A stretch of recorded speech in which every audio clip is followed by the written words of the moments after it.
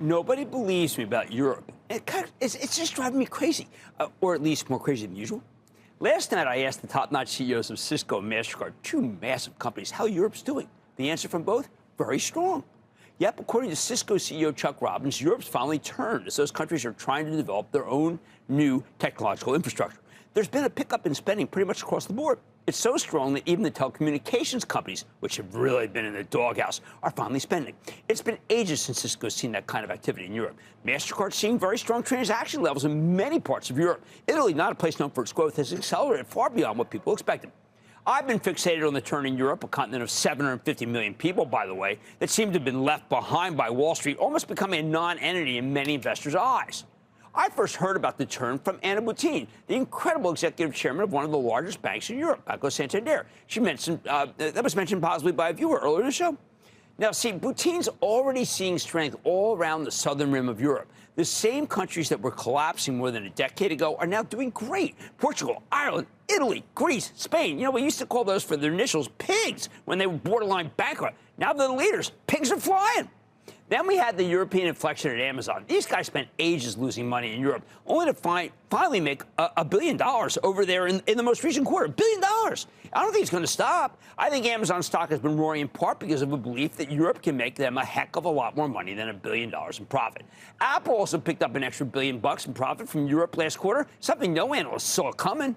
Today, Burberry, crushed by China, is offering a positive restructuring. Deutsche Telekom had good things to say. Even ne'er-do-well semiconductor capital equipment company ASML from the Netherlands stood by its reduced forecast from a month ago when the betting line was that they would cut it big, and that's why the stock soared.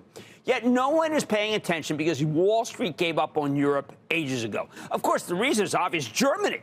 Now, here's a country that's synonymous with the auto industry, and autos simply aren't selling well. Volkswagen's closing 3 plants, the first time they've had to do that in their 87-year history. Workers will see their wages cut by 10%. I'm not sure how Volkswagen's $5 billion plus commitment to the American Rivian is going down on that factory floor. But the real culprit's China, which isn't buying nearly as much as it used to from Germany because their own auto industry's finally caught up to the West and because they're not doing that well. It's not just Volkswagen. The German automakers haven't been hit this hard since the Second World War. BMW saw its sales to China plummet by 33% in the third quarter. That caused earnings to shrink by 61%. Mercedes-Benz experienced a 13% decline in Chinese sales, cut their profit in half.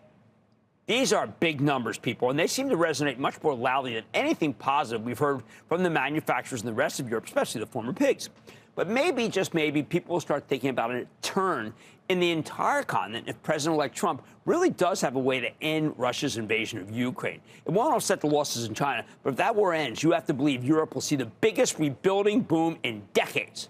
I know that one day we'll look back and think we were too paralyzed by tariff talk, German woes, and a history of lethargy to remember the old days when Europe was a growth market. I just wonder how many times I have to ask CEOs, how's Europe doing? Only to get a surprise grin that says, how did you know? I like to say, there's always a bull market somewhere. I promise I'll find it just for you right here on Mad Money. I'm Jim Cramer. See you tomorrow.